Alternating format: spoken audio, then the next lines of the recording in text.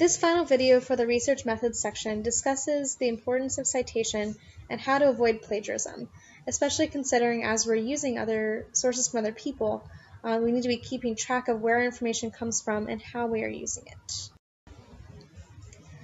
A citation is a list of the source's most important information, including author title, where the source came from, and publishing date. Different citation styles may require you to include other information, such as the URL, if it's a link from a website somewhere, or even an edition number. Maybe it's a magazine that has multiple issues, something like that. So you have to pay very, very close attention to what citation style you're using, as well as the type of source that you're using, because the citation for every different type of source is a little bit different. We use MLA, which is the Modern Language Association. It is a citation style system that is used most often in English classes to cite sources. A source is any article, book, or other resource that you get information from for your paper. And then a bibliography will be a list of the sources that you use in a paper written in MLA style. There are multiple citation styles that are commonly used. Like I said before, MLA is the one for English. If you're in history classes, normally you would use Chicago, which is a citation style system that incorporates footnotes. In the social sciences, such as education or psychology, the citation style is called APA, the American Psychological Association. And then in journalism, one of the most common citation styles is the Associated Press, AP style. Each of these citation styles is slightly different. So when you're creating a bibliography, you need to pay very close attention to which citation style you're using. Additionally, there are requirements for the format and layout of your paper. So those are also important to pay attention to.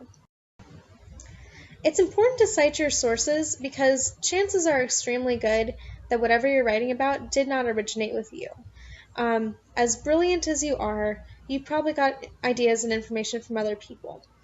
So you need to formally acknowledge the work of others. Anything that you consult to make your ideas stronger needs to be cited as part of your bibliography, whether or not you used it much in the paper. So it is very important that you formally acknowledge what you used to create your paper. Now, if you read through a source and you decided you're not going to use it and you threw it out, you don't generally need to cite that. But if you are going to use the information, make sure it's included in your bibliography. It's extremely important for you to differentiate between your ideas and the ideas of others within your paper. In MLA, you're going to use parenthetical citations, so you'll put in parentheses at the end of sentences which article gave you the information that you used in a particular sentence. So it's important that you differentiate between those things with quotation marks, with those parenthetical citations, so that a reader knows what you thought of and what somebody else thought of. This helps to promote honesty. It's very important to be honest with your work and also to avoid intellectual property violations because the creative works of others are protected by law and by the Constitution. So you need to make sure that you are treating others' work appropriately because they deserve credit for the work that they did to help you get your paper done. With that being said, you do not cite every single thing that you get from an article, and there's a little bit of a gray area here to figure out what gets cited and what does not. You should provide a citation whenever you're using a direct quote or a partial quote from an article. You need to use quotation marks in those cases. You can't just copy a sentence or part of a sentence word for word without using quotation marks. That is considered academic dishonesty, and you can get fired for that in many careers and also kicked out of college. So start practicing now. Do not steal sentences or paragraphs or anything from another article or website or book or anything without using quotation marks and citing where it came from. You also need a citation for statistics, charts, and graphs, as well as pictures. You can't just copy a picture from Google and put it in your paper without saying where it came from. And then for any summarized or paraphrased information, this is one that people don't always think about. Even if you're just summarizing the main points from an article, you must still provide a citation at the end of that sentence in parentheses to say where that information came from. Even if you're using your own words, it still has to be cited. It does not become your material just because you rearrange the words. You do not need a citation if what you're writing about is your personal experiences or if you did an experiment when you're reflecting on the conclusions of that experiment or your own creative works. Those came from you. No citation is needed for those. Additionally, if something is considered common knowledge, no citation is needed. That can be a little bit difficult to figure out, is this common knowledge or not?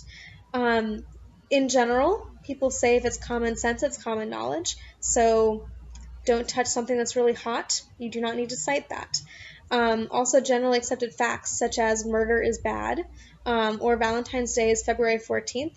Those types of things are generally accepted. You do not need to cite those types of facts. Also, things like the Revolutionary War started in 1776, or the fact that Martin Luther King Day is January 20th, things like that, at least this year. Things like that, you do not need to cite in your paper. Generally, if it's undocumented in at least 5 different sources, it's considered common knowledge. It's important to consider what research is as well as what it is not. So research is consulting sources to prove your own point. You're not just cutting and pasting or summarizing the sources, you're actually proving something. So you're using those sources to make your ideas stronger. It's also referring to a variety of sources. You shouldn't just have every single source that says the same thing. You need to use different sources and find different ideas from multiple sources. And then it's important to put sources in conversation with one another.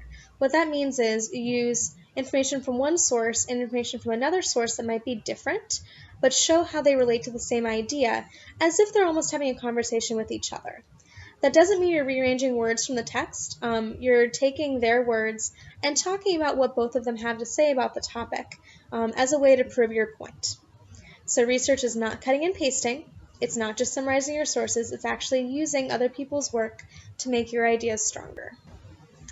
The bottom line is that you need to cite any words, ideas, or other materials that came from somewhere other than your brain, or that you used to come to your own conclusions. You've probably heard people talk about plagiarism before.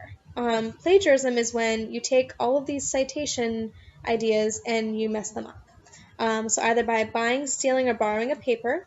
Clearly these things are wrong. You don't want to do that. But it can also be copying any sentence, phrase, paragraph, or large segments of sources without a citation.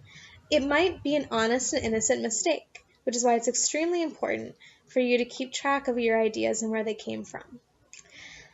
Additionally, using sources by putting significant amounts of their ideas in your own words without a citation is also considered plagiarism. So even if you're just summarizing or paraphrasing information, if you don't cite it and it didn't come from you, you are still plagiarizing. There's 3 really good ways to use sources to avoid plagiarism, as long as you include a citation with each one of the ways that you're using them. The first one is quotations, so you're going to use exact words from a source with a quotation. Secondly, paraphrases, which is putting a sentence or a passage from a source in your own words with a direct attribution, meaning you say where you got it from, while keeping the original meaning consistent. You only paraphrase a small portion of text, no more than 4 or 5 sentences, generally just 1 or 2, because you are literally taking their words and putting them in your own words, keeping the original meaning. It should be about the same length when you're done with it. Then there's summaries. Summaries work for an entire source. So quotations are a very, very small part. Paraphrases are a little bit bigger. And then a summary is everything. Take all the main ideas and summarize them together. So here's an example from Lincoln's second inaugural address. The beginning of the address includes a paragraph that reads as the following. At this second appearing to take the oath of the presidential office, there is less occasion for an extended address than there was at the first. Then a statement somewhat in detail of a course to be pursued seemed fitting and proper. Now, at the expiration of 4 years, during which public declarations have been constantly called forth on every point and phase of the great contest which still absorbs the attention and engrosses the energies of the nation, little that is new could be presented. The progress of our arms, upon which all else chiefly depends, is as well known to the public as to myself, and it is, I trust, reasonably satisfactory and encouraging to all. With high hope for the future, no prediction in regard to it is ventured. So let's say I wanted to choose a quotation from Lincoln's inaugural address to use in my paper.